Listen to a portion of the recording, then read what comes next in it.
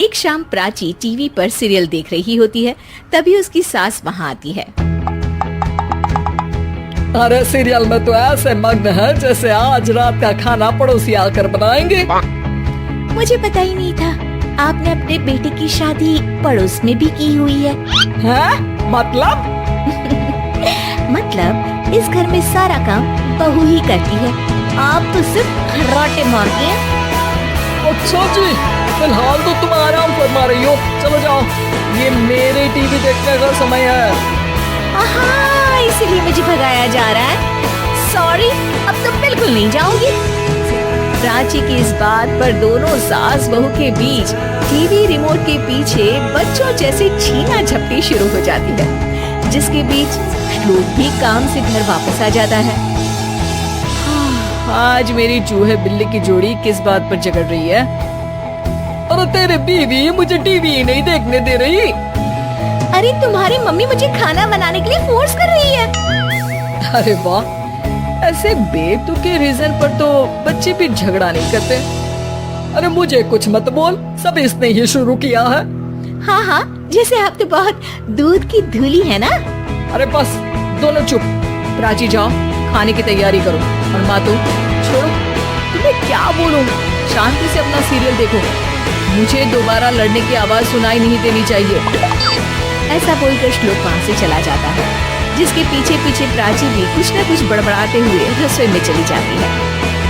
हाँ हाँ, सासू जी को तो कुछ बोलेंगे ही नहीं, बस मुझ पर ही हुक्म चलता है, खाना बनाओ, जैसे मैं इनके घर में खाना बनाने के लिए आई हूँ।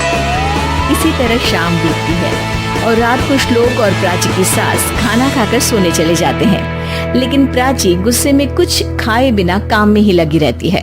इस घर में किसी को घंटा फिक्र नहीं पड़ता, मैं खाऊं या भूखी रहूं। प्राची कुछ देर के लिए रसोई से बाहर जाती है और जैसे ही वापस आती है तो वहां दूध का भरा ग्लास देखकर हैरान रह जाती है। फिक्र पूरी है, बस दिखाना नहीं है। प्राची दूध पीकर सोने चली जाती है और अगली सुबह एक बार फिर सास बहू का कार्टून नेटवर्क स्टार्ट हो जाता है। ये तुमने ही किया है। अरे अजीब जबरदस्ती है, मैं बोल रही हूँ मैंने कुछ नहीं किया।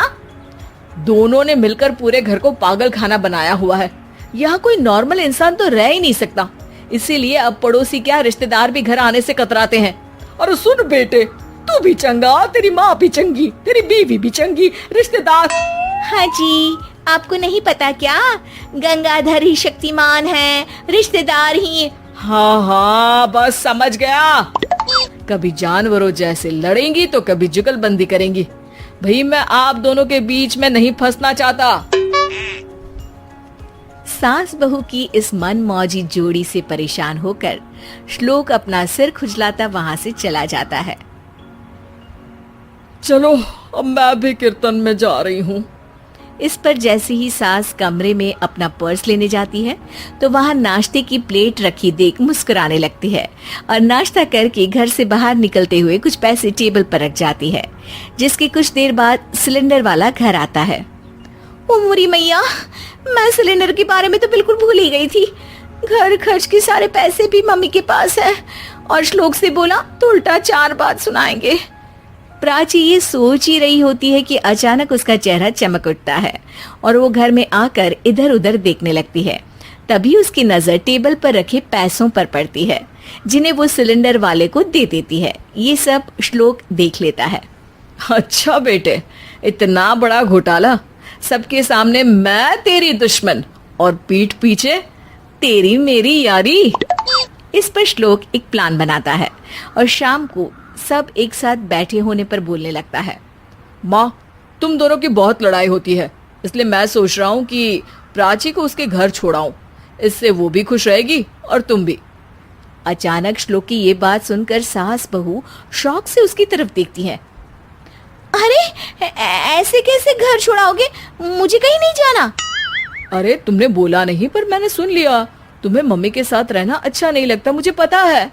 अरे वो, अरे जब बहू खुद कुछ काम बोले तो वो तुझे सुनता नहीं, और अब जो इसने बोला ही नहीं वो तू समझ गया।